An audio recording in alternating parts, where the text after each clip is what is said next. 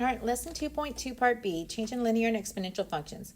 So it says we have seen that when the output values of a function change at a constant rate, the function is linear. Now let's look at what happens when the output values change proportionally. When your sequence is geometric, the rate of change will increase or decreases as the value of n increases. So we're going to generate an exponential function from a geometric sequence here. In example 8, it says use the graph of the sequence shown to the right. Complete the table below.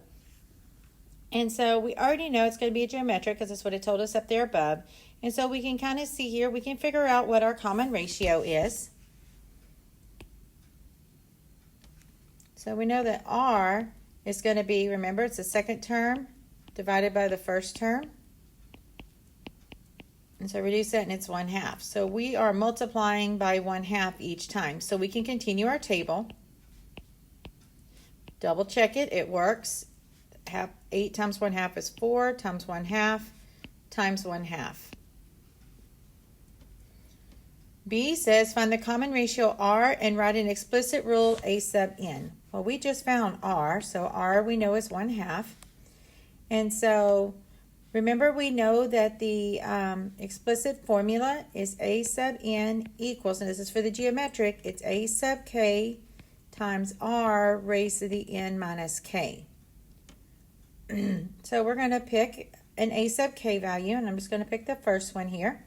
And so I know then A sub n will equal 64 times my R, which was 1/2, to the n minus, and since A sub k was 64, that means k is 1. And then C says use information from part B to write an exponential function that corresponds to the nth term expression. So we can just rewrite that. Instead of using subscript notation, we can use function notation. So f of n equals 64 times 1/2 raised to the n minus 1. Now, if we want to go back, if we just want n to be in our exponent, that means we would need that a sub 0. So you could go back and find it, because if we're looking for a sub 0, that would be 64 times 2, which is 128. So we could have also have said that our equation is equal to 128 times 1/2 raised to the n. So either one of those are correct though. So honestly, I would just stick with the first one. Uh-oh, I hit something. All right. So example 9 says given the geometric sequence where a sub 1 equals 144 and a sub 3 equals 36, state the domain and the range of the sequence. So we need to go ahead and fill out our table. And so if I know a sub 1 and I know a sub 3, remember we can find a sub 2 because this is geometric. We can find it using that geometric mean. So we know then that a sub 2 is equal to the square root of 144 times 36, which is 72. And so from there we can find R, because R is equal to 72 divided by the 144, which says R is 1/2. So we can see that 144 times 1/2 is 72, times 1/2 is 36, times 1/2 is 18, times 1/2 is 9, then 9 times 1/2 is just 9 over 2, which they gave us, and then 9 over 2 times 1/2. Remember, you multiply in fractions, you multiply straight across, so we would just get 9/4. And so we know our domain is our n's, so 1, 2, 3, 4, 5, 6, and 7. And our range is just our y's, our a sub n, so 144, 72, 36, 18, 9, 9/2, and 9/4. All right, example 10. Says to write an exponential function whose domain is all real numbers that will contain the domain of the sequence in example 9. Show your steps for writing the function. So we got our f of n equals, you could use our a sub k formula here again. So a sub k is 144 times r, which we said was 1/2, raised to the n minus, and our k will be 1.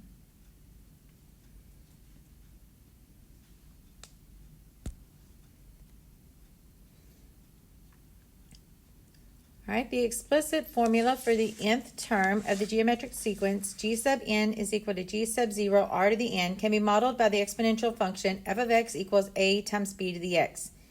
Similarly, the kth term formula g sub n equals g sub k times r raised to n minus k will graphically correspond to f of x equals y1 times r raised to the x minus x1 based on the known ratio r and the point x1, y1.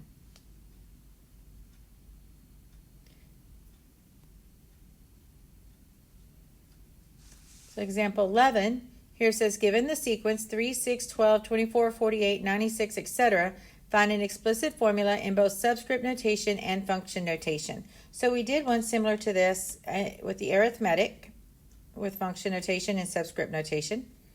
So we know that our first term is 3. We know that our second term, using this right here, is 6. The third term is 12, then 24, then 48, then 96, and we could have kept going. And so our first term in subscript notation is a sub 1, second term would be a sub 2, third term is a sub 3, and we just keep going.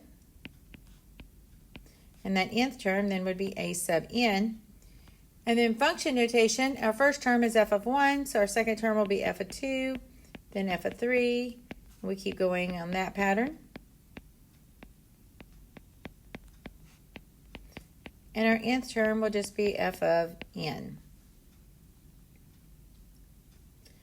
And so in subscript notation, we can write our equation as a sub n equals, if we use our first term here, there's our a sub k, so 3 times, what is my r?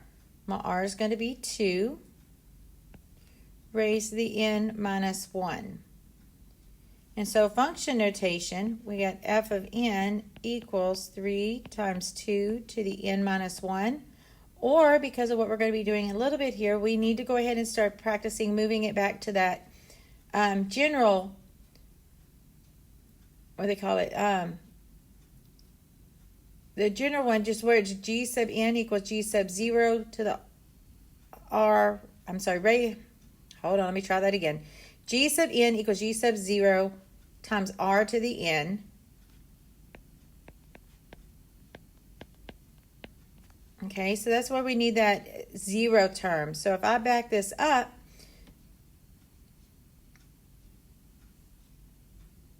if I go back one here, so instead of multiplying by 2, I divide by 2. We know our g sub 0 would be 3/2.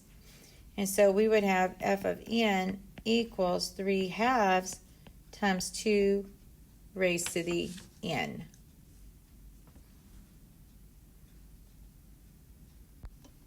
All right, then example 12 says, given the explicit formula for the sequence a sub n equals 6 times 1/2 to the n minus 1, it wants to write the first 6 terms of the sequence. Well, we can plug in 1, 2, 3, 4, 5, 6 to get it, but we also know then that our first term, because our k is 1, so this is our a sub k, which would be a sub 1 is 6. And we know our r is 1/2, so that's our common ratio. That's what we're going to multiply by. So we're just going to be 6, 3, 3/2 times 1/2 will be 3/4 times 1/2 will be 3/8. 1, 2, 3, 4. And one more would give us 3/16. So there's our first 6 terms of that sequence. B says find a sub 0 term of the sequence and support with work. Well, then a sub 0 will equal, we've got our equation there, so 6 times 1/2 to the 0 minus 1,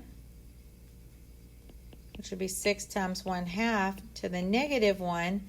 Remember, negative exponent will flip our fraction, or we can say if I have 1/2 to the negative 1, that's the same thing as 1 to the negative 1 over 2 to the negative 1, which a negative exponent on top we send to the bottom, and if it's on bottom we send to the top.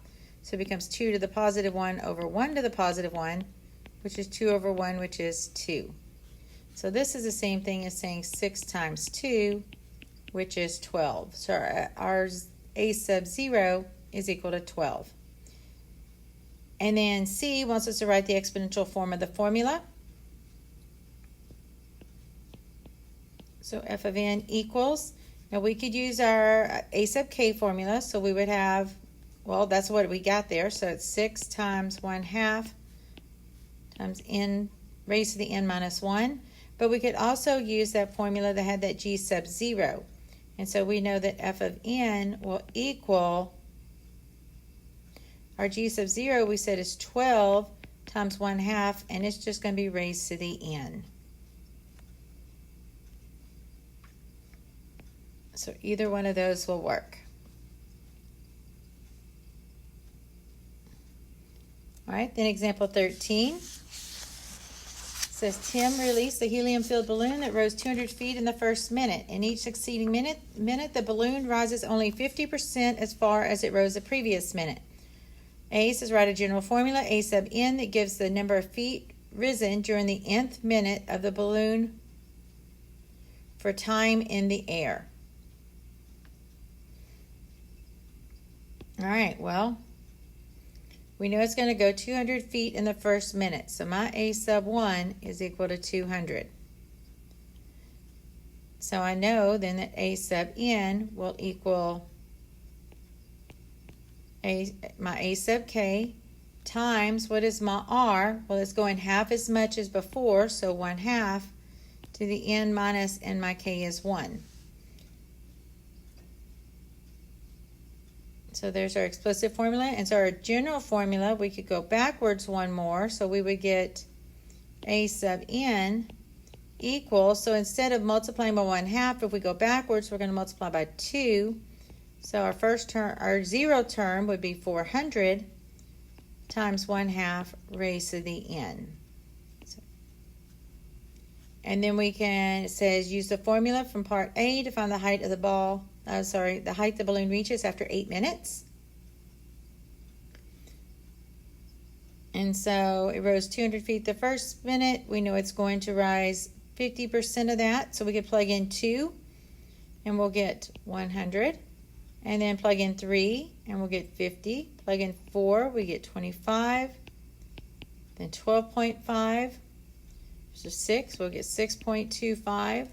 7 is 3.125. And 8 is 1.5625. Now it wants the height after 8 minutes. So the first minute it rose 200. The second minute it rose an extra 100. So now it's 300 feet in the air. Then it was 50 and then 25. So we're just going to add all those numbers together. So the height, so the height will equal the 200 plus 100 plus 50 plus 25 plus 12.5 plus 6.25 plus 3.125 plus 1.5625. And so if I add all those together, I find the height is going to be 398.4375 feet.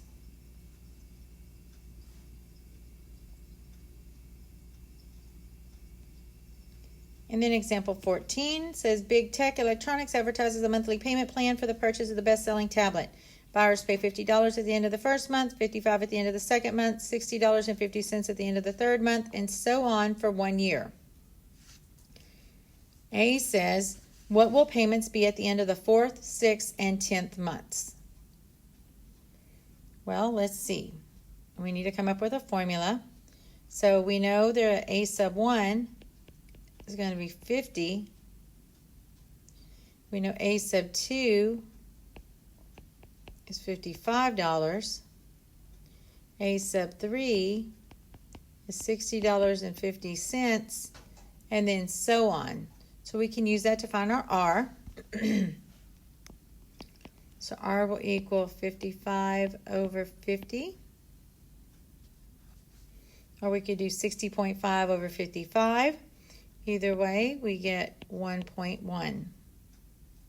And so we know our formula then, our A sub n equals, I'm gonna use A sub 1 is 50 as my a sub k, so 50 times r raised to the n minus k, which is going to be 1.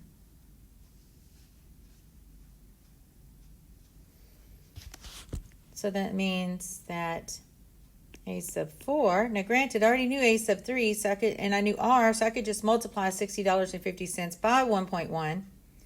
And then I could do a couple more times to get to 6, and then a few more times to get to 10. So it's not too bad, but 10's kind of stretching it for me. So I'm just going to use my formula. So we have 50 times 1.1 raised to the 4 minus 1, which I got 66.55. Then a sub 6 would just be 50 times 1.1 raised to the 6 minus 1, which I got 80.53. And then the 10th month will be 50 times 1.1 raised to the 10 minus 1, which I get 117.90. So it says, how much will the customer pay for their tablet with this payment plan?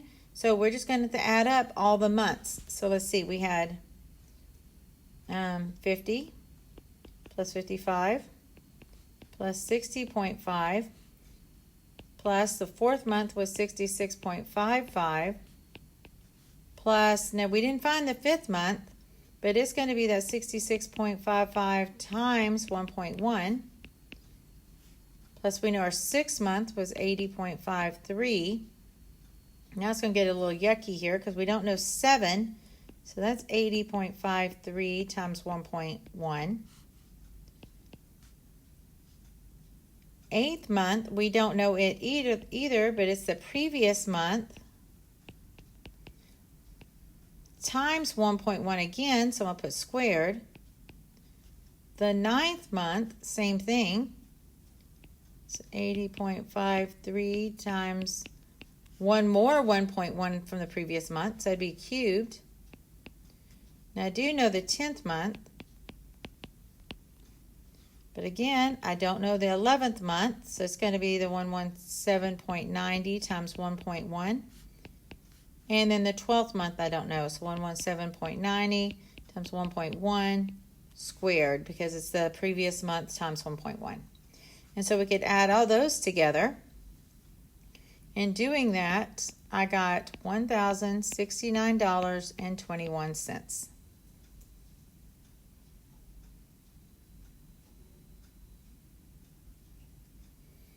C says to write a general formula for the scenario as a geometric sequence and as an exponential function.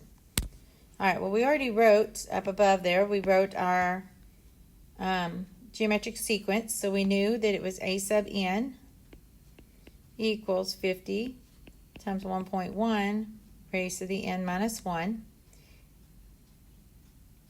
But now, and then it says n is an exponential function, so we could just change that to f of n equals 50 times 1.1 raised to the n minus 1.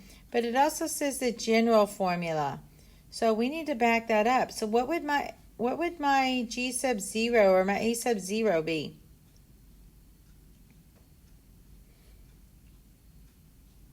Well, that means instead of multiplying by 1.1, we would divide by the 1.1.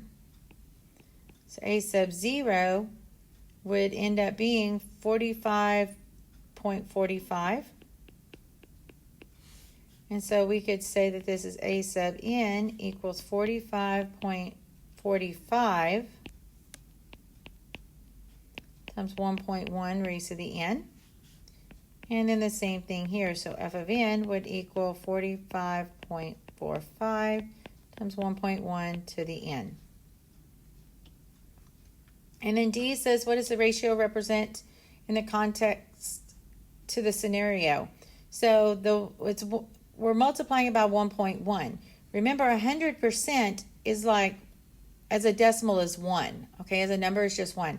So when I multiply by that 1, that's just saying I'm including that original amount plus 0.1% more, which would be 10%. So that 10% is the interest that we're paying on the balance each month.